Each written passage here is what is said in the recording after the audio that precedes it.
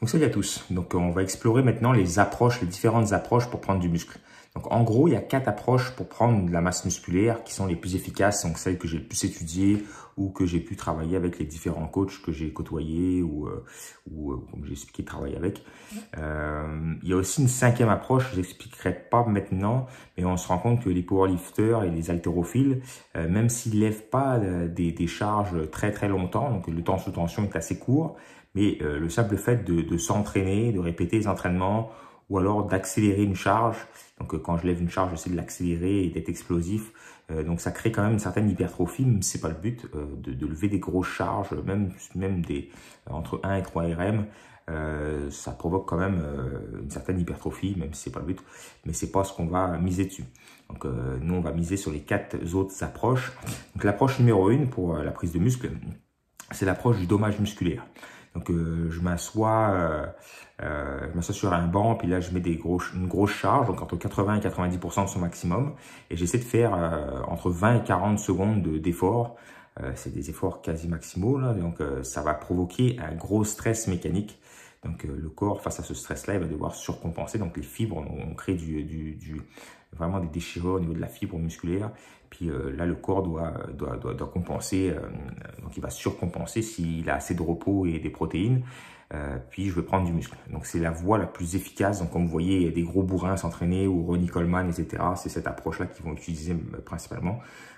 C'est très efficace. Malheureusement, ça provoque quand même beaucoup de fatigue. Puis articulaire, tendineuse, etc. C'est assez dur sur le corps. Je peux pas répéter aussi, le système nerveux, il prend une méchante claque. Puis je peux pas répéter cet effort-là trop longtemps, trop souvent.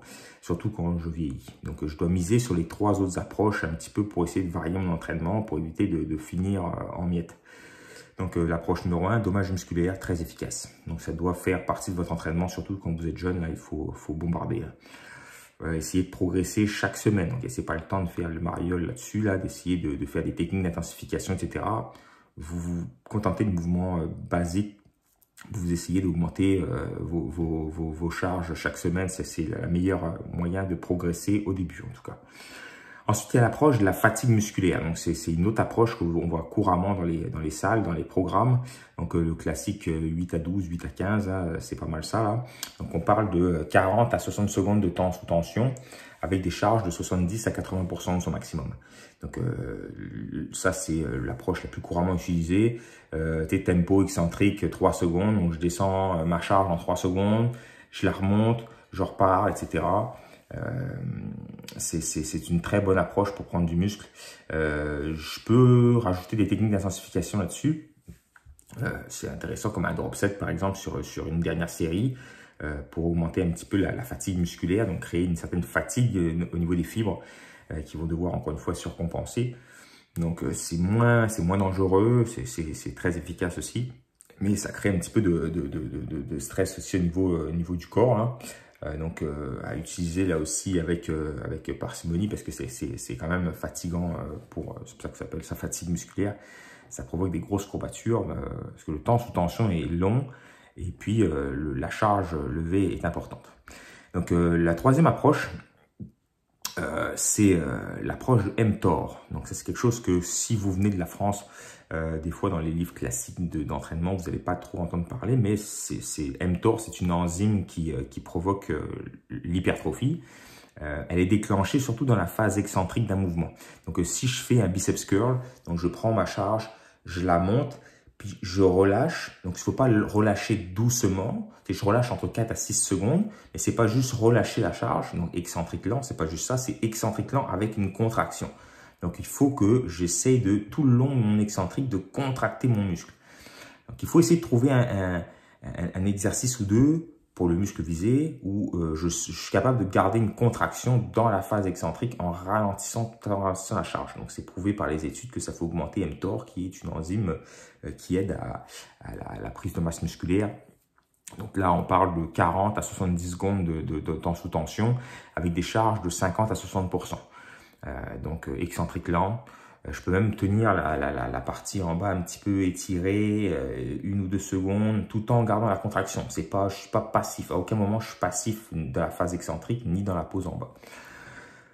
L'approche mTOR, très efficace aussi pour prendre du muscle, mais un peu moins que les deux autres, bien sûr. Là, on rentre un petit peu dans des charges un petit peu moindres, mais super pour combler l'entraînement. On va dire que, tu sais, l'approche 3 et 4, on va dire environ 40% de votre entraînement, vous pouvez miser sur l'approche 3 et 4, mais la majeure partie de votre entraînement doit être sur le dommage et la fatigue musculaire.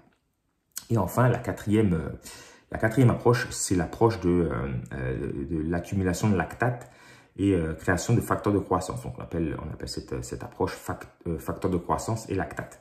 Lactate, c'est comme une espèce de déchet qu'on appelle aussi acide lactique, faussement acide lactique, que le muscle crée quand il est privé de glycogène pendant trop longtemps. Donc, il y a un effort sous tension très long. Donc là, mon corps utilise le glycogène musculaire comme énergie.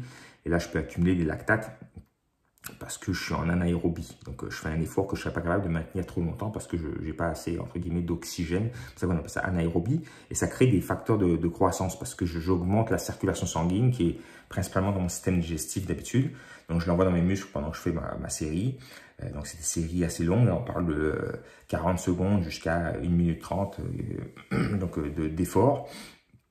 Puis, avec une tension constante, bien sûr. Donc là, je pars ralentir le tempo entre 2 et 6 secondes d'excentrique. J'essaie de ne pas avoir de pause dans le mouvement. Donc, j'essaie de trouver des mouvements comme ça où je peux piquer le mouvement. Donc, à la fin, par exemple, si je fais un triceps push-down avec ma corde, hein, je tends le bras complètement. Donc, j'ai complètement une contraction maximale. Je remonte, je mets très peu de pause je ne redeviens pas passif comme ça. J'essaie de garder une tension constante. Je contracte au maximum, je repars, je contracte. Il ne faut pas qu'il y ait de pause comme ça. Donc là, je vais accumuler ce qu'on appelle beaucoup de lactate. Donc ça fait circuler le sang dans les muscles, les nutriments, les hormones, etc. C'est bien, ça donne une bonne pompe. Là. Ceux qui travaillent la pompe, on congestionne bien. Mais on se rend compte que si on mise que là-dessus, l'hypertrophie, sur le coup, je suis gonflé. Mais sur l'hypertrophie, sur le moyen long terme, c'est minime. Mais c'est super efficace quand on est blessé, quand on veut accélérer la récupération, améliorer aussi la connexion cerveau-muscle. Si on le fait qu'un élastique, en plus, j'ai pas d'excentrique, donc je peux faire ça tous les jours. Si je veux corriger un point faible pendant quelques temps, je peux essayer d'envoyer quelques minutes sur un exercice que je sens particulièrement bien sur un élastique. Ça, je peux répéter souvent. Mais comme j'explique, ça aura un impact minime. Donc, le but du jeu, c'est d'essayer de construire une grosse base avec l'approche du dommage musculaire en augmentant les charges le plus possible. Après, j'ajoute un peu d'exercice de fatigue musculaire. Donc là, avec peut-être un drop set à la fin. Donc là, je peux aussi miser sur des bons exercices intermédiaires là, ou même de base. Si je suis un guerrier, là, ça va augmenter vraiment beaucoup l'hypertrophie. Donc le processus d'hypertrophie. Ensuite, il y a l'approche mTOR et facteur de croissance lactate que l'approche 3 et 4 qui sont intéressants. Donc, je vais tout remettre ces résumés-là en description. J'ai mon article aussi sur le complet en description de la vidéo. Donc, voilà. Donc, à travers les prochaines vidéos, nous allons voir aussi les autres paramètres à régler pour la prise de muscle. Merci.